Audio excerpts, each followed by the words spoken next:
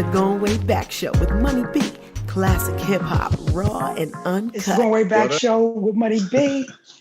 Your home for classic hip hop, raw and uncut, with my lovely co-host, engineer, and all-around dynamic individual, Ty Teasy, in the building. And I'm pleased to be joined by my guest, a legend in hip hop, a very close personal friend, the Godfather of Latin hip hop. Let me please welcome Mellow Man Ace to the show. How are you, my friend? Yeah, live and direct. You know, we're live in effect and here another day. It's a blessing. Huh? Word.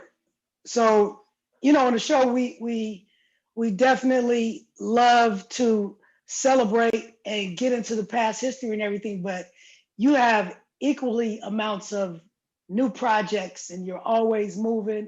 And I want to mention off top that you are one of my inspirations, you know, because when I see you doing it, you actually were in the game before me, but you always got something moving. So I'm like, yo, I gotta keep up. I gotta keep rocking. So, you know, can you hear me? Can't hear it. Okay, Ty Teasy, I'm keep rocking, but there you go. I got you can now. Can we hear Master Ace? I mean, Mellow Man Ace? Master Ace. I know it's on my mind because now I know it's you not know, an we accident. just had that conversation. We just had that conversation. So you fucking me up. So I'm wondering, can it hear? Ace. Money Ace. No, I said Money Ace. Shock B. Yeah. I got you can now. You I can hear you. Go ahead. Yeah. Okay.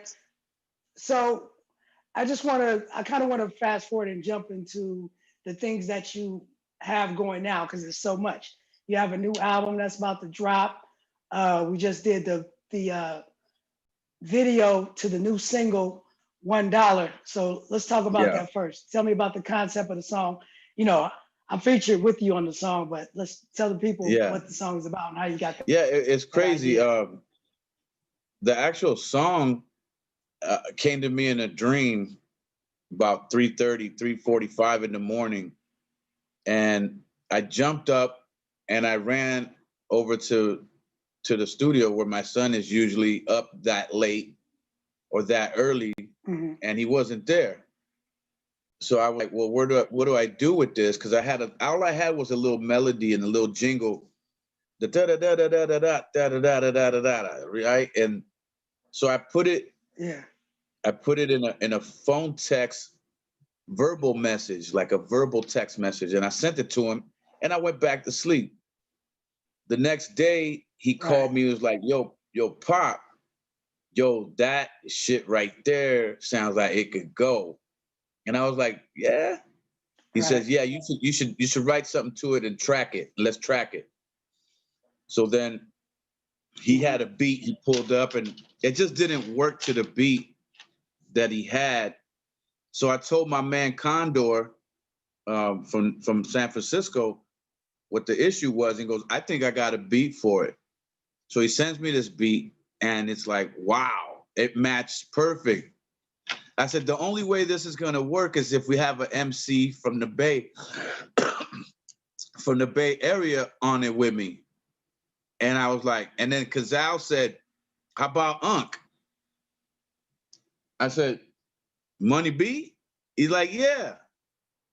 And that's when I tapped in with you, and I asked you if you would do the record, and you said, "Yeah, send it over. What are we doing?" But that's how that came about.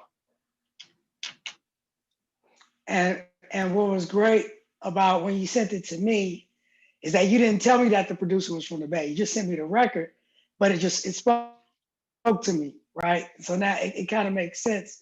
But what I think attracted me most to the record was your cadence and flow in the song.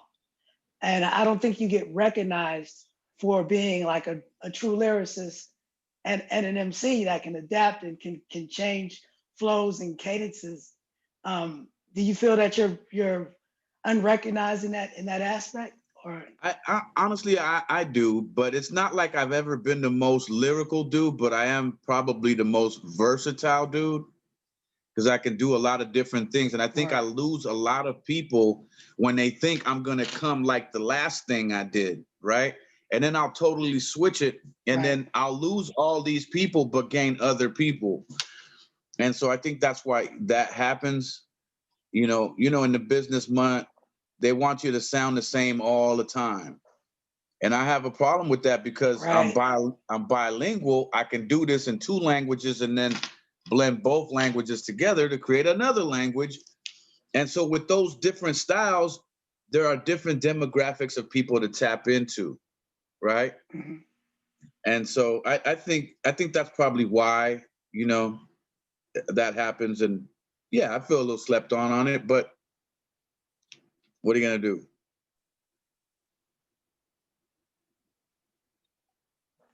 Or and do you think that maybe, I mean, like you said, you've been slept on, but do you think that it's adversely affected, you know, your career in a sense of selling records, because you know what, they always want you to fit in a box and do one thing, like you're Can you known hear me? as the this man. Yeah, I can hear you. You're known as this guy, and when you want to do other things and experiment, have you ever been asked, like say by a record company, like, man, make another Mentirosa or something like that? Can you hear me? Yes, I can hear you. Okay, Can you so hear? in terms of the record company, that was something that they want me to do, to stay the same, sound the same, keep it the same. But they didn't take into account that new groups were coming out. This is after myself and Digital Underground and this from the late 80s to the early 90s were doing our thing. So then after us, a little bit after us came DOS Effects with that crazy style. Bum skiddly bump bump bum bum and stuff like that.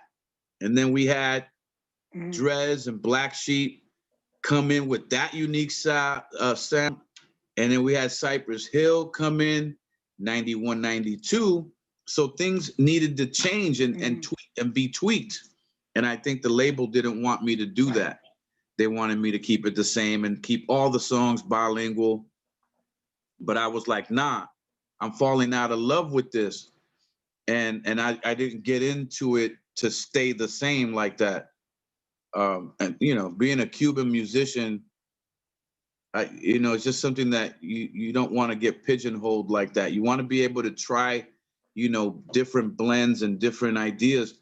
So when I fell out of love with that, I left the label. I had a 7-album deal, and I tapped out after 2 albums on the way to the 3rd album. And my Mhm. manager's advised me against it, but I felt so strongly that the fan base, the loyal fan base would follow me. My core would follow me over to these new ideas, but I didn't know that the money would be very different. You feel me? Like when you no longer have the Capitol Records machine,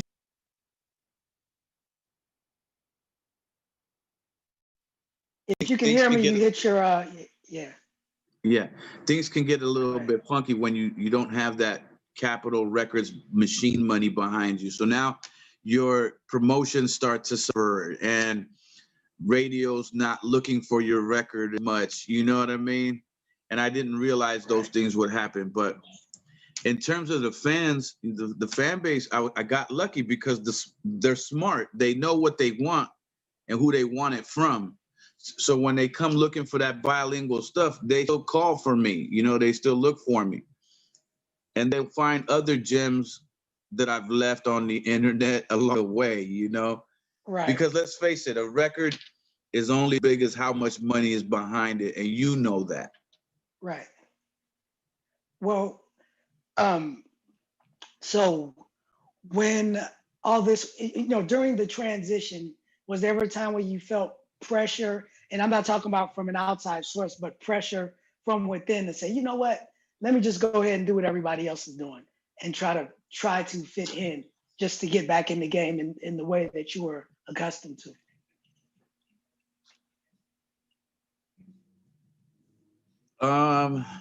Yeah, there was one time I remember, Okay. maybe two Talk times, about it so we can look maybe it a up on third time. YouTube. Yeah, absolutely. Yeah, there was a time when Redman came out with a song called Muddy Waters or something like that. And The album, everybody wanted right? to start sounding like that. And then there was another time when Jay-Z came out with girls, girls, and all that. And then when Ghostface Killer came out Hmm. with that Tommy Mottola, you know, live Right. don't know that, I think I got stuck. Oh, and one other time when Slum Village was real popping heavy, you know what I mean? And doing those Okay. kind of records were more hypnotic and more Mm. geared toward, the sexual experience and the menage and all that kind of stuff. I kind Yeah. of got stuck in that. And I think that Okay. that's why some of those records probably suffered, because nobody wants to hear two Slum Villages or two Jay-Z's, and it wasn't like the whole record was like that, but Hmm. singles that we were trying to work at that time, maybe. But I learned something very valuable. That was that when I'm tracking something new, don't listen Yeah. to the radio. Don't listen to other MCs. Just do your thing. And as you mentioned earlier, like you are bilingual and are recognized as kind of like the godfather of the whole Latin hip hop movement. Um, do other Latin rappers, especially the ones that are doing well, do they recognize you as such? Or have have any of them come to you and just like, yo, you're the reason, or anything like that?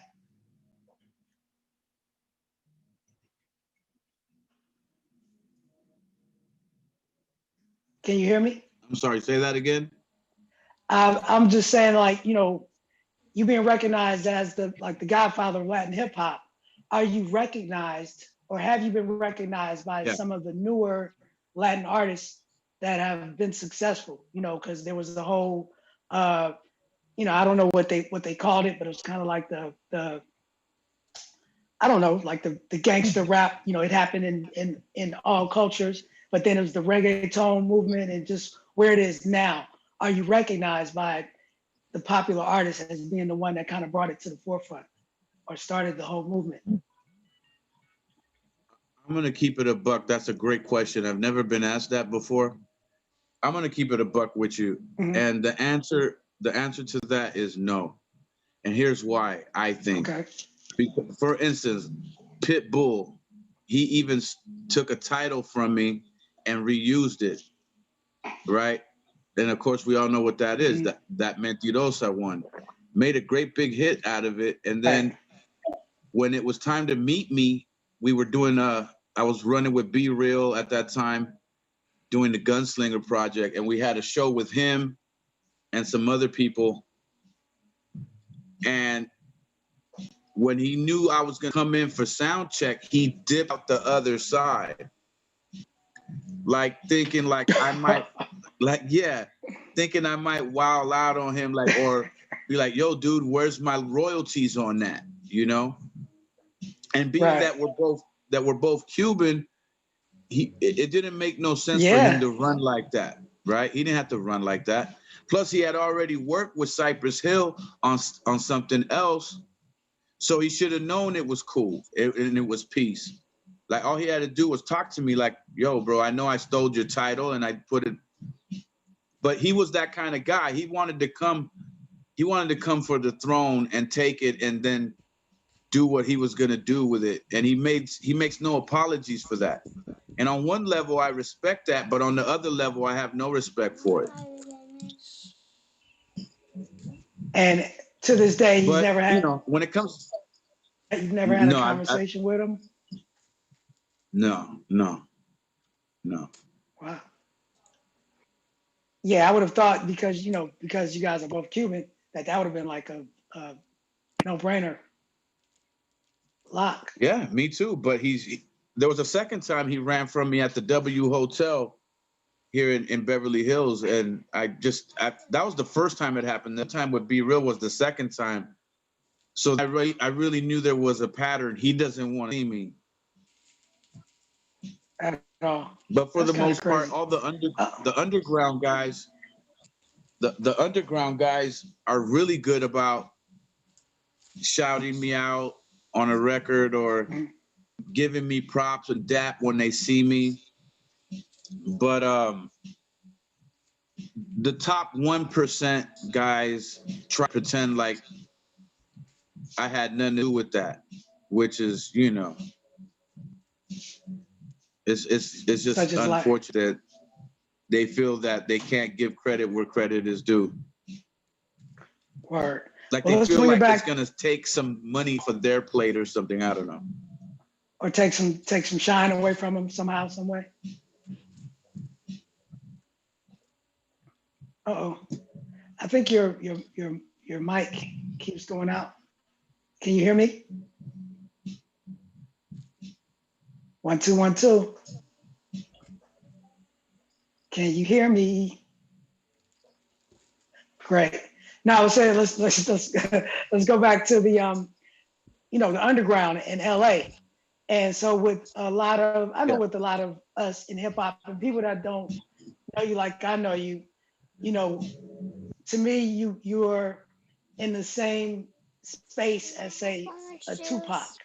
And when I say that, I mean like, Tupac, everybody knows Tupac, Thug Life, the gangster, Death Row, or whatever.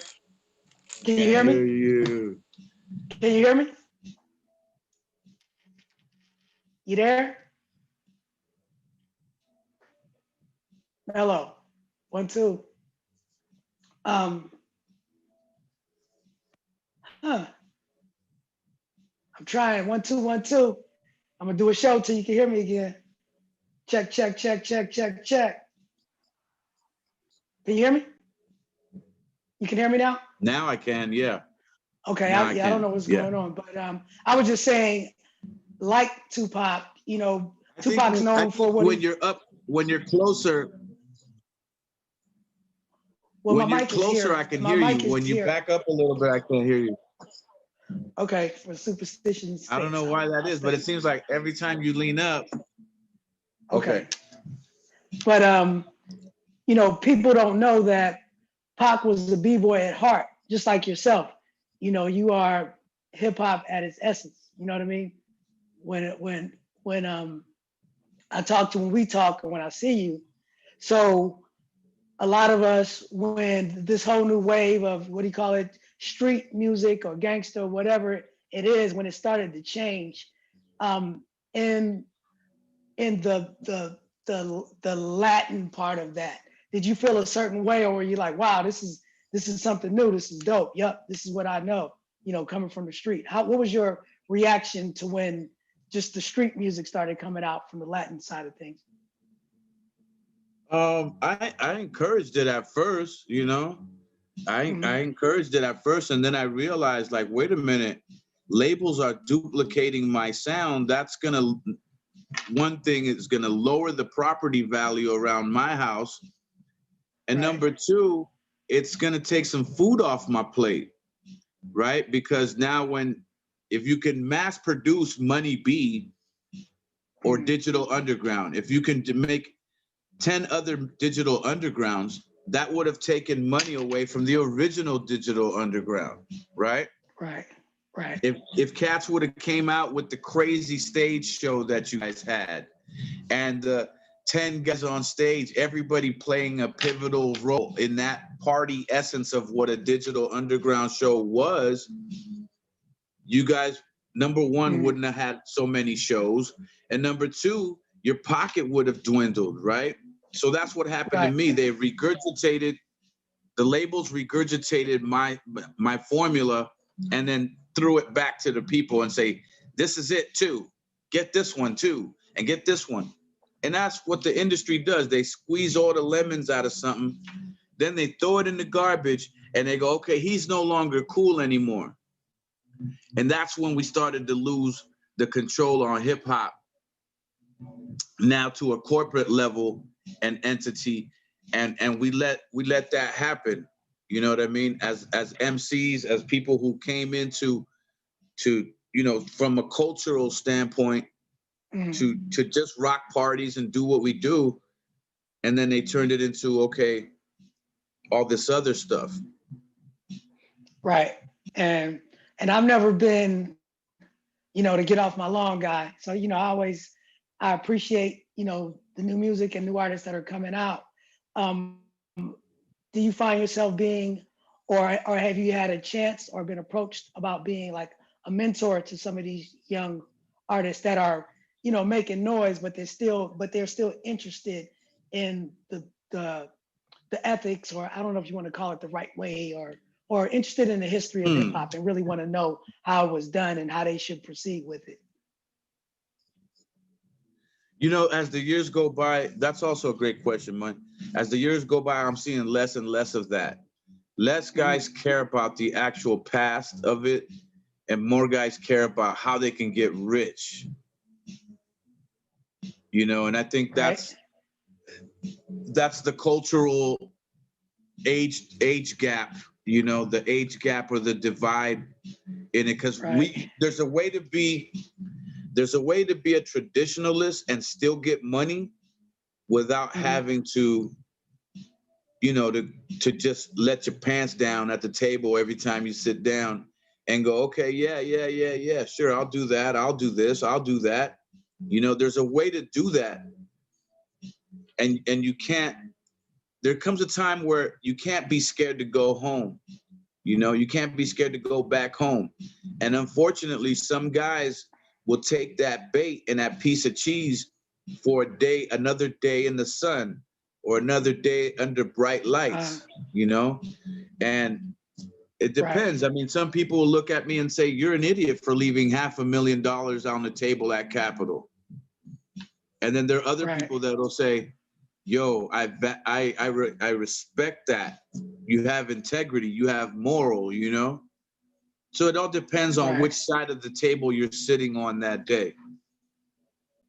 Well, let's flip it then, because I know I find myself in awe of the way that some of these younger artists are taking advantage and using the technology and the tools that are available when it comes to, social media and whatnot, and using that to their advantage. And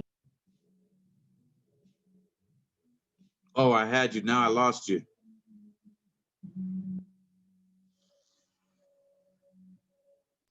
sorry. One more time. Do that again. And say, how did you do that? You know what I mean? Do you ever find yourself, asking questions, like asking advice from younger?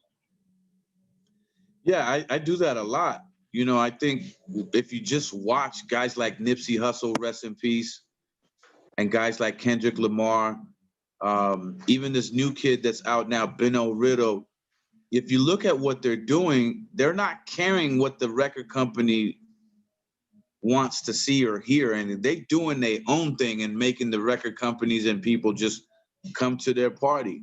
And I think that's the beauty of the spirit of the younger guy, because they don't know how bad they really have it in terms of, or as compared to how good we had it in our day. Like we were setting precedents, like, we had budgets and record deals and video budgets and things of this nature. We had to recoup them, but if we sold enough records, we did that and lived still very lavish and very well. When you put that together with your tour money and merchandising, right? So for me, I always tell like guys like my son Kazal, like, you don't know how bad you have it. But then again, that's the beauty in their spirit. They still go and they go and they go, thinking and hoping that one day it all pops and comes together for them, And for some it does. Some guys, they flip the money, that they got from the hood days that they were in, and they're able to turn it into something. But for that kid that doesn't have that, he'll keep struggling and struggling and struggling and struggling and wondering why. Yeah, and I'd also flip that a little bit and say, in some aspects, they don't know how great they have it because they have all these tools right at their fingertips tips and don't need a Capitol Records or whatever. I feel like the artist has his career back in his own hands to an extent. To be, if they got the hustle and they are savvy enough to navigate, they can make it happen for themselves, damn near from the back room in their mama's house. Well, that's kind of what I'm doing now with my wine, and looking at the game plan and the blueprint that a guy like Nipsey Hussle left us behind. Right. When you look at his grind and his hustle ethic, and you're like, wait a minute, why isn't anything coming together? It's because you don't have the package right. Start with the package. Does it look right? Does it taste right? Does it feel right? Does it sound right? And once you have the package together, then it seems to like all come together. You know what I mean? And I think that's studying what he left us. That's how I did it.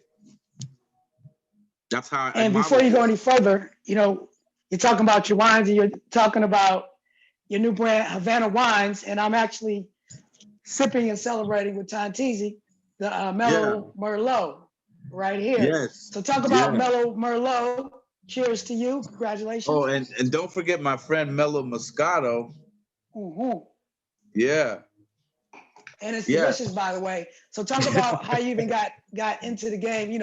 The story you told me the other day was compelling. I loved it. So if you'd like to share that, how you even started this new venture and where you're at with it, where they can get it. Take a look. There it is. Yeah. Word. Myself and Rodney O got booked. We got booked to play a New Year's show in Napa Valley this last New Year. And I remember driving in, I wasn't even thinking about a wine or anything. It was all about, let me get my money, have a little drink, toast the New Year, and go back home.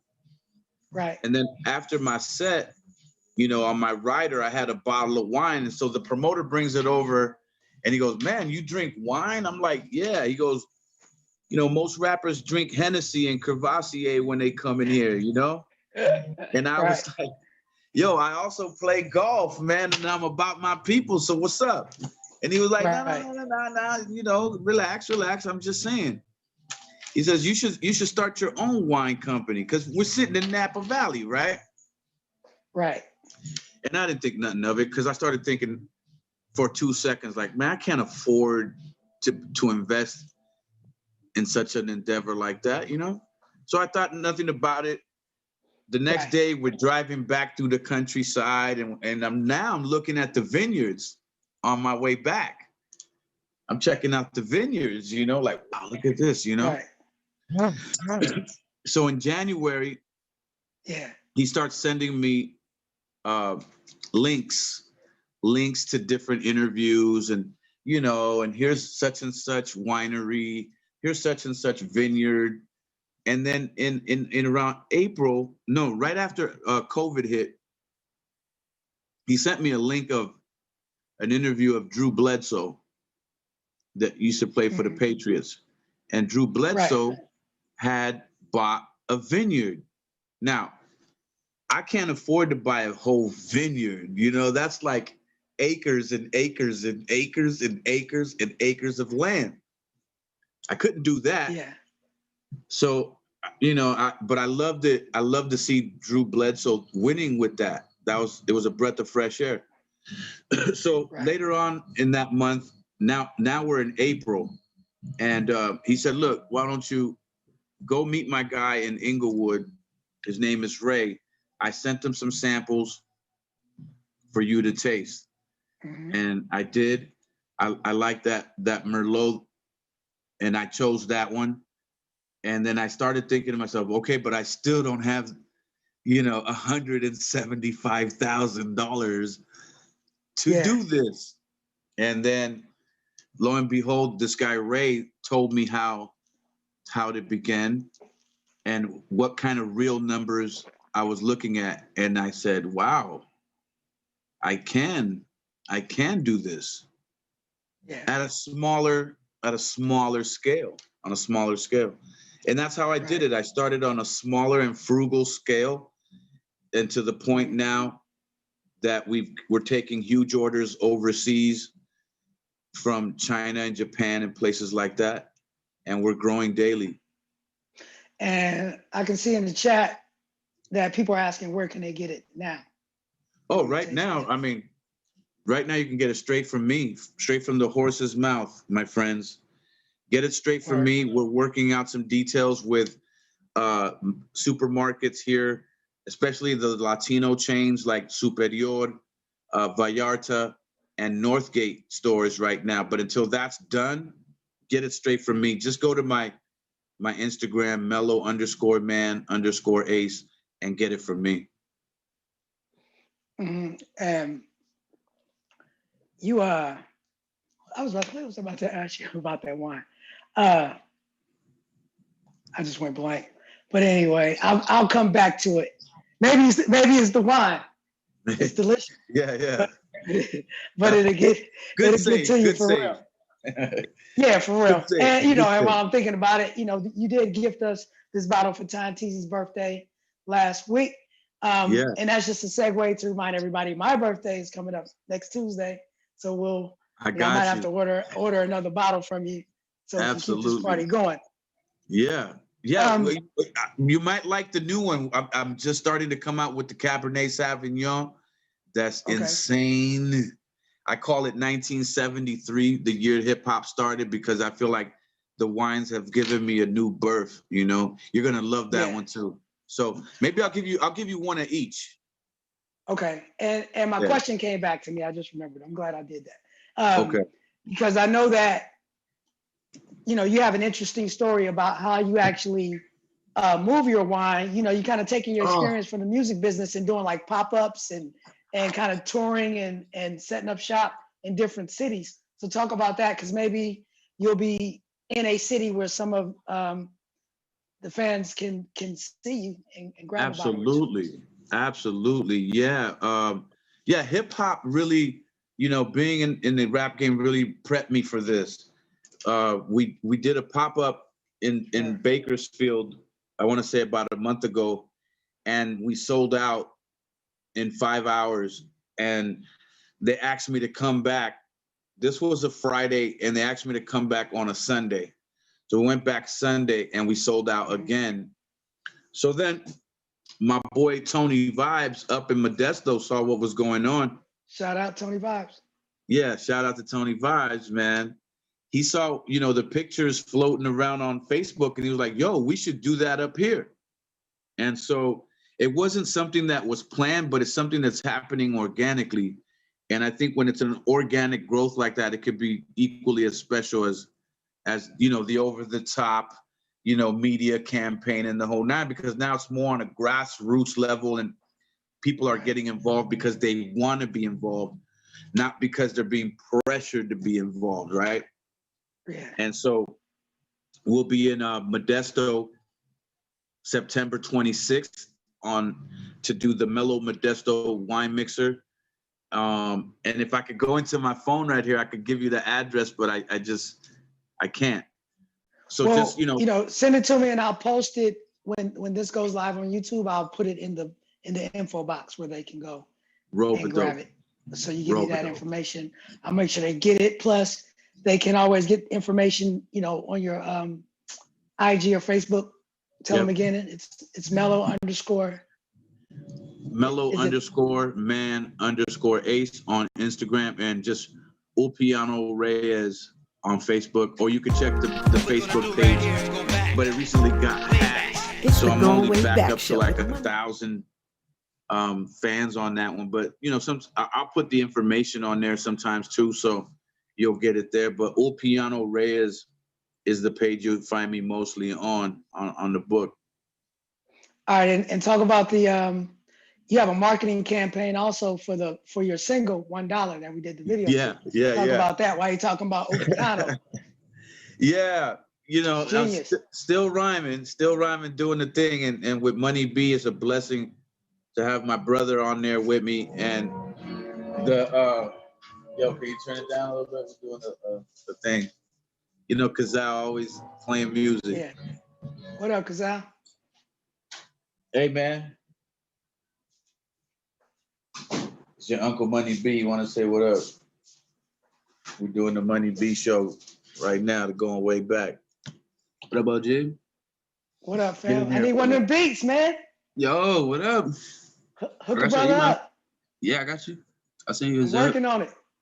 All Okay. right, that's what's up. No All right, get doubt. out the way. It's your dad's turn. Where? Yeah, it's my time. It's my time. So then, what was I saying? Yeah, the $1 thing is, as a promotion for the song with Money B, the song is called $1. So I said, we need a marketing and promotion campaign. So I just, out of the blue, I took a clip of the video, of the music video, and I put it next to a picture of us from the video. And I said, here's the new joint, $1. Who's gonna be the first one to cash at me $1?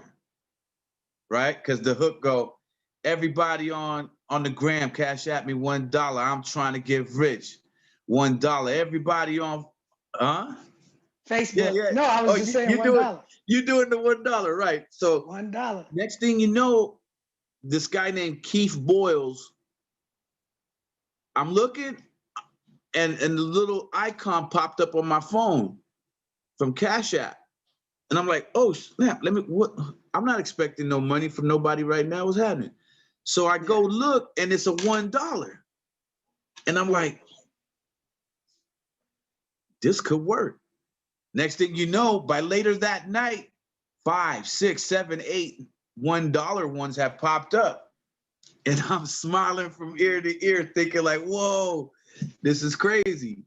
By the time I woke up the next day, I had over $300 in the account. And $1. So, for one, yeah. Well, And no, $1 increments. no. It wasn't. What happened was some people sent in $20. Some people sent in $7. Some people sent in $10. So 3-4 days in, I'm doing so much business on Cash App that Cash App is sending me $10 for every person that joined because of me. Wow. I'm like, so it's like getting royalties before the record actually comes out. Where back in the day, you had to put the record out, then wait for the royalty. Right. Well, to encourage some of the guests that are listening right now, the money that they're giving you, the $1 or the dollars that they're donating, towards the promotion, are you taking any of that money and putting it back into the actual promotion of the record? Because we do want them to keep sending you this $1. Yeah, that's exactly what I'm doing. But I'm also putting away a stash for yourself and for Condor, who produced the beat. So I'm separating so that we all get a little bit of royalty from it, and then continue. The machine keeps going. You know what I mean? And I'm able to keep running the promotion. Word. And like I told you, I'm gonna jump in. So I started my Cash App back. So Cash App me $1. You'll see it on my Instagram, and I'll put that into the pot, and we'll create the $1 pot for the whole marketing plan. I love it, man. So, I love it. Look forward to that. Before we get out, man, I want to take it back. We met each other 1989. You were actually one of the first people I met when I came down to LA through Jerry Davis. You and the Poetess. I don't know if you remember that. Yeah, but we kind of hit it off like right away. You brought me around the way, and I met your brother Sin Dog, and you introduced me to Be Real, this new group Cypress Hill that's trying to come out and whatever, and we kind of clicked. Every time I came to town, I would come hang out with you guys. Kind of give me and everybody else the history of Cypress Hill, because you were kind of like, I don't know if you started it, but you were first, and I know that they looked at you as like, man, this can be done. So tell me how that whole movement started from the block. Yeah, no doubt. That movement started because my brother and I, who are the only two original members that lived on Cypress, the street, right? Right. So, Be Real came to me. He was in my breakdance crew, and I got into a beef with the breakdance crew. And one day I went up to the high school where they was kicking it at, and I snatched him from there and I said, come on, man, we're going to do some real shit. And I brought him on the block. Nobody from the breakdance crew stepped up. Nobody wanted no smoke. And not that I was ill like that or anything. It's just I was gully like that. Yeah. I could have got bust up, but nobody did anything. Anyway, then I introduced Be Real to my brother Sen, and those two really hit it off well because I think, as the little brother to Sen Dog, I'm still very headstrong, and I got my own opinion about how I want to do it. And Be Real was more quiet, and we kind of took him in as a younger brother, Right. because we never had cousins or anything like that since we came from Cuba. So we kind of took him in like a little cousin, the little brother. And we met Muggs along the way through a Puerto Rican kid from Brooklyn, because Muggs being from Queens, he knew this other man's girl, and they was all like Brooklyn, Queens people. And at the time, Julio G was my DJ at that time. And then Muggs kind of made more sense when we all just kicked it. They both had like ill style scratching. And then when it came time to, for me that I got my first deal, Julio G was willing to just go, whereas Muggs was working now with 783. So Julio G comes on the road with me. DJ Muggs stays back working with 783 and preparing those first Cypress demos, right? Right. But it started from an idea, it was myself, my brother, and my man. I can't forget my man, Tomahawk Funk of Funk Dubious, because we all went to school together. He was like our other cousin, before Be Real, before we met Be Real. Tomahawk Funk was already there, and he was he's half black, half Indian, so he's very quiet. He's the type of guy, he stays quiet in the back. And whether you're wrong or right, he'll ride with you, He's that guy. But Tomahawk was instrumental in that whole beginning. He was right there from the first word go, Right. And so it was Tomahawk, myself, and Sen Dog. And then we brought in Be Real, DJ Muggs, Julio G. And there was another guy, a Mexican guy who went on to be in NWA. His name was Crazy D. Word. But as NWA started popping, he went more with them. You feel me? And so that's how that whole thing played out. And I always wonder, because like I say, you would bring me down around the way, and the street was called Cypress. How did it become Cypress Hill? I always wondered about that. Yeah, well, I know that's a crazy question, but no, it's a good question, because here's what happened. One day we were getting lifted, right? Yeah. And we used to come up, when you're getting lifted, you start thinking of zany ideas and things come. And somebody said, yo, man, at first we went to Cypress Tribe, but then Tribe Called Quest came out.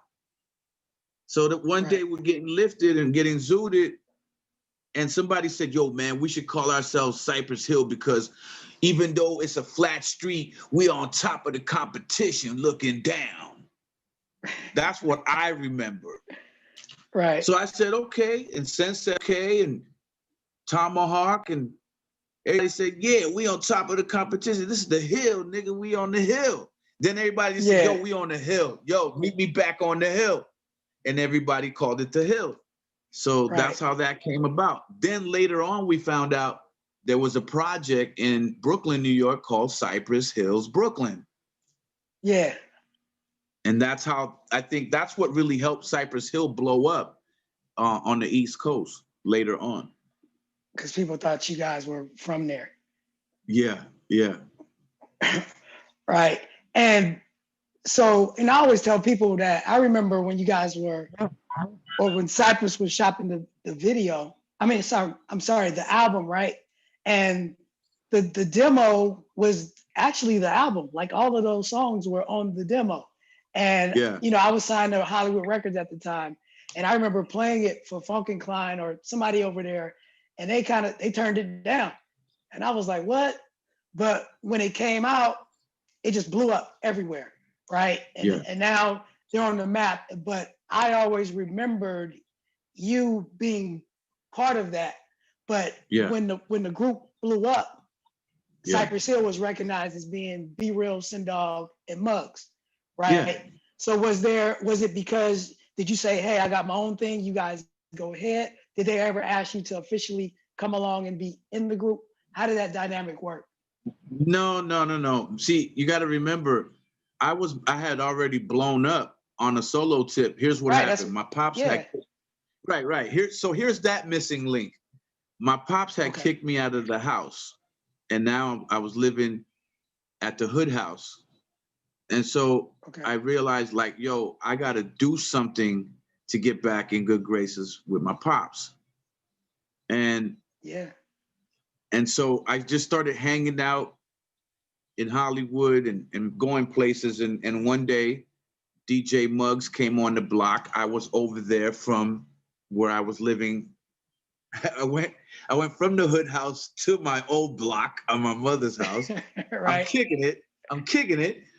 And Muggs pulled up. He's like, yo, I'm going to the studio to do this joint for the movie Colors with 783. Anybody want to go to the studio? I was like, hell yeah, I want to go.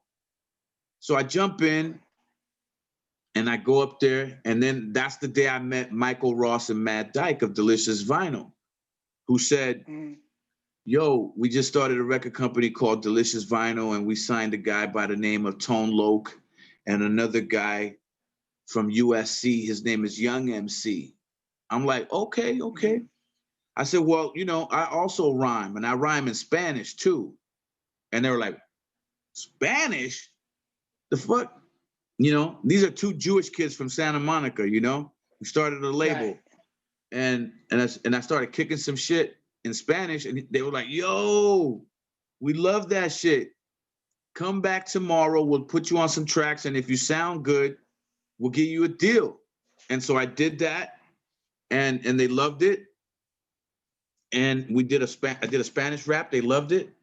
And so now I have a way to get back into good graces with Pops. Okay. So I had to do it out of necessity to leave. I had to leave the hill out of necessity to get kind of back in with Pops at the house, right? Like you're doing something. Right. Like I was now doing something. I was becoming a man, a responsible guy. Yeah.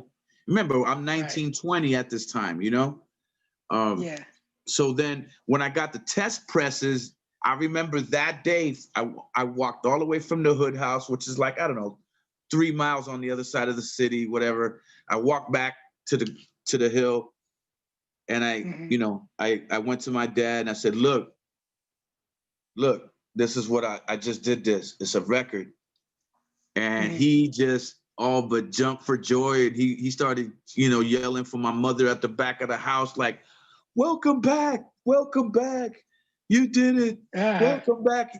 I always knew you were going to do it. You know what I mean? I always knew you were going to make it. And I said, right. Okay. So anyway, and the funny thing about that is that now he's 87 and he lives in my house and I take care of him every day. So that's kind of how things go full circle on that. But that's why I left. That's why I had to leave Cypress Hill. And I don't think I've ever been really forgiven for that by the guys, either from my brother or Be Real, even though I had Send Dog on the Arsenio Hall show with me. And I think even on Soul Train, when I appeared on Soul Train, the other guys never really forgave me for that. And you can always feel that little inch of hostility in the studio with Muggs and with B, and I think it's because of that. Okay, so you kind of you stepped away and went and did your thing. Yeah, it's a beautiful thing. I mean, it's like, yo, man, we wanted to do all these things together, and I get it. But I came here, I came to this country with the clothes on my back and the 5 other people that came with me. That's it. So to not have my father in my life was a big deal. Like now, if I don't make it, what else do I have in the United States? I came here as a Cuban refugee. it was important for me to Nah, I get it. make up with him, you know. But I think the other guys, you know, Nah, I even though get it. we all made it, and they became the first Latinos with a star on the Hollywood Walk of Fame and all that, you know, I didn't get the invite. I didn't Right. get that invite, you know. So go figure. Well, I mean, you guys had to, and obviously you and Sid Dog are brothers, so that's just that, right? But you guys eventually did a project, the Reyes Brothers. Talk about that. Yeah, that was dope. Sendog had the idea of doing this years before the album actually came out, but he kept telling me that he was going to get a deal on Koch, a distribution deal on Koch at that time. This was 04, 05 in there, 06. So he finally got the deal, and he came to me and he said, "Yo, here's an envelope." And I opened it, and it was handsome. So I said, "Let's do the Reyes Brothers album," you know? So he goes, Right. "All right, look, I'm in and out with Cypress Hill doing tours and all this kind of stuff. So let's get some beats together. But, you know, I'm in and out a lot. So just write the initial concepts. I'll come in the studio, listen to what you did, and then I'll kind of do the same thing." I said, "Bet." So that's kind of what we did. We were able to sit, listen to some tracks together. We picked the ones we liked. Mm-hmm. And then when he would come in off the road with Cypress, he'd come right into the studio, hear what I did, smash, bam, Right. bam, and just we knocked it out really quick. And it was an amazing experience because I had never worked with him on a professional level like that, you know, where big money was at stake. And, you know, we both did it, me over here and Cypress was over there. I'm on Capitol, they're on Rough House Columbia, you know? So to come together and be our own bosses, because Sendog owned the company, you know? It was called Latin Thug Records, distributed by Koch. So it was like we were able to become our own executives and then pay ourselves out a salary. It was a really fly time. Mm-hmm.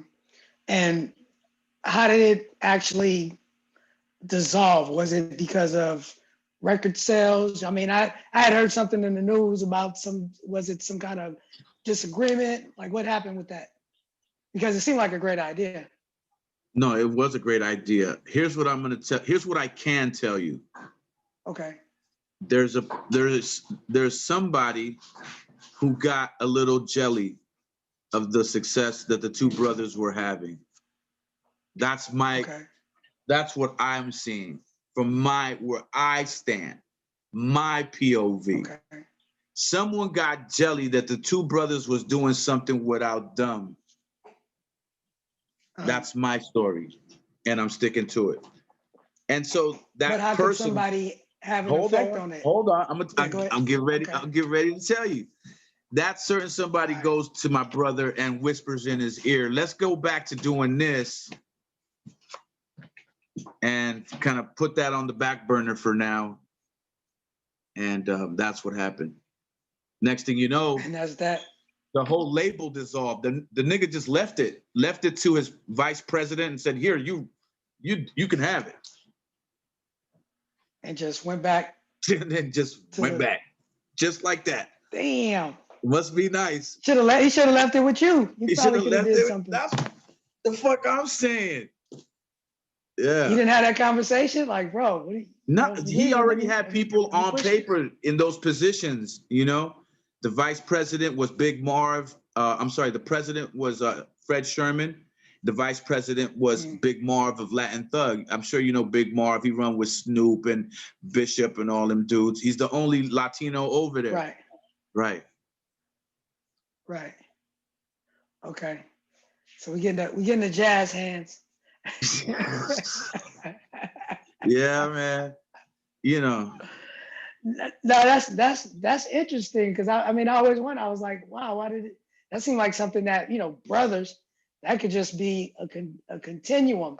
So, you know, I'm even going off the cuff. I didn't even plan on talking about that, but since we're talking about family and he did make a cameo, let's talk about Kazal, your son, because he's a he's a great producer. You know, he's not just a producer, but he's a great producer. You know, so talk Thank you. about him, um, the business relationship. Obviously, he's your son, so I know what that's like. But how that dynamic plays out, him being your son, but also being your peer in music Yeah. presently. I think, you know, early on, I was just playing backstage dad and protector father. You know, when Delicious Right. Vinyl heard what he was doing, they wanted to sign him. And me knowing so much about the business, I wasn't gonna let them just sink their teeth right into him. You know, Right. I was gonna make sure that the paperwork was right and that he was able to get some ends and some money, make some good money so that he can build his studio out of it. And that's what we did. And I think, you know, having a great relationship for 25 years at that time when this happened, Kazal was 17 years old when they signed him, and they signed him to a production deal, whereas he was making beats for the label and for a fee. And I made sure that at the time I was going through a breakup and divorce with his mother. So it got ugly in the courts because she was like, no, I deserve the checks. I want those checks. Right. And yet I got full custody of him. So it got kind of tricky. And I'm going to tell you how we did it. Now that he's 24, I'm going to tell you how we did it. I was able to have, since me and Kazal have the same name, essentially, Ulpiano Reyes, I told Delicious Vinyl, cut the checks in my name and then I'll give them to him. I'll pay the taxes and suffer the consequences on them. And that's what we did. And if you look at Kazal's studio now, a lot of that same original stuff is still in there that he was able to purchase from that initial deal. Tell us some of the people that he's actually worked with or produced for. Oh man, you know, a lot of our age guys love his tracks because they're more mature, you know. So he's worked with Jerobi from Tribe. He's worked with Frank and Dank. He's produced for guys from Slum Village, Master Ace. I mean, you know, Moni Love. So, yeah. Yeah, Mikey I ain't gonna D, lie. I remember Mike. years ago, he shot me a track. He was like, yo, can you get this to Busta Rhymes? And I was like, sure, I'll try to do it. But I was listening to that track like, man, I want this track. I don't know whatever happened to it, but it was dope. Yeah. It was around the time. It was years ago when you guys came up, when we did the show at that other studio. So this had to be about 5 or 6 years ago. I remember that. Yeah. Like, so that always stuck with me. I was like, one of these days, I'm gonna get one of them things. Right. He got you all day. I think the time is now, because he say what? You know he got you anytime. You know that. Yeah, tell him we could bust open a bottle of that Havana wines and we could get it straight. Absolutely. Absolutely. For sure. Well, you know, I just want to give you the floor right now. Is there anything that we mixed? Uh-oh. Can you hear me? I'm gonna lean in like you said. There you go. There you go. Right there. Yep. Yeah. No, I said I want to give you the floor right now because if there's anything that I've missed or anything that you want to make sure that the people remember to either visit, go see, sign up for, support, you know, let the people know where to find you. Like, let them know. No, bro. We've tapped into everything that I think I've got going on. I just want to say, you know, to the people listening to you, you know, and your show is the Cash App my boy Money B, $1. Everybody on here in the chat room, Cash App him $1, and we're gonna keep on doing this thing and building our own brands and machines as we should. And that's it, man. Word. Yo, and Time Teasy actually has us in the screen. She's got your Cash App and my Cash App. So everybody on the Cash App, everybody on the gram, on Zoom, Cash App is YouTube, Cash App is $1. And when is the video coming out? I want to see that thing. I'm I'll have excited. a rough cut. Yeah, I'm excited about that. I'll have a rough cut tomorrow or Saturday, and then we're gonna go to radio first. And Sir T from up north. I'm sure you know Sir T. Yeah, I do. Yes. Independent radio promotion man. He's given us a lot of advice as to how we should do it. So we're gonna drop it at radio first and give it about a week or two, and then we'll come with the video. So we're looking into October for the actual video. Hit Dope. YouTube. Yeah. To hit it. And if they want to get a sneak peek of the song, is it on SoundCloud or anywhere? No, it's I on know, my Facebook page, and I think it's on yours with this moving flyer. You can get a sneak peek. Yeah. So it was rocking. Yeah, I got a few responses to that. People that hear it, dig it. DJ always put it in the time capsule mix, the mix that, Mellow Man Ace mix. And I'll talk about that a little more. But we dropping it here and there, giving a little sneak peek. But Yeah. I'm excited for everything that you're doing. I'm happy to be a part of it. And as always, I appreciate you and much success. Cheers to you, my brother. Salute, Captain. All right, man. So I'm gonna catch up with you. All right, I appreciate you. All right now. All right, take it easy.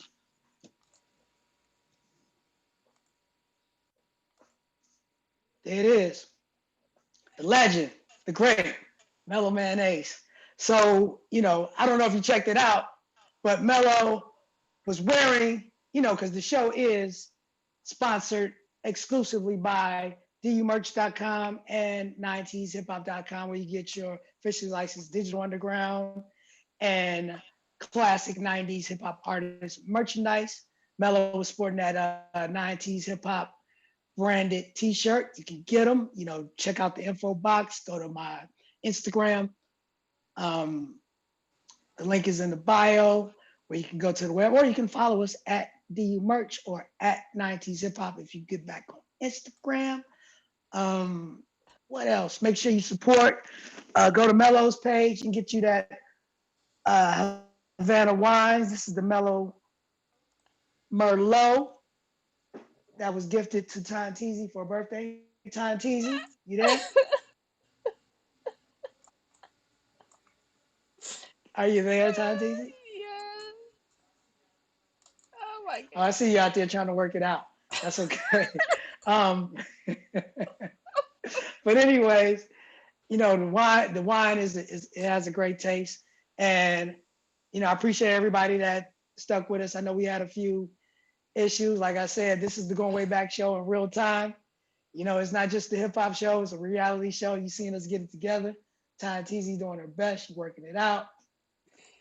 We gonna make it one day, and we're gonna prosper. I think I covered it all. So we're gonna step out. I appreciate you. Oh, next week. Sorry. Next week, our guest will be none other than the legendary Sugar Hill Gang. That's right. I said the Sugar Hill Gang will be our guest next week right here on the Going Way Back show. I want everybody to support, like I talked about, my man DJ Always every Wednesday, West Coast Wednesdays. He's in the mix on thebeastradio.com. That's DA beastradio.com, where you can also hear archive audio of the Going Way Back show. So we take you back to some of our original Going Way Back shows, with Dougie Fresh, Milk D, Chuck D, Flavor Flav, all that. Check out thebeastradio.com, where you can hear the podcast, audio version of the Going Way Back show, from when we started all the way back to present day. Once again, I want to thank everybody. Thank you, Tanteezy. Thank Mellow Man Ace. Thank you guys.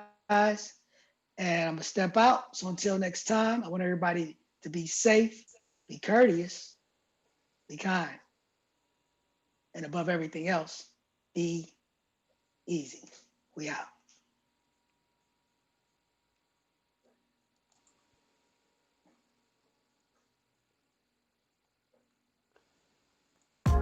We're gonna do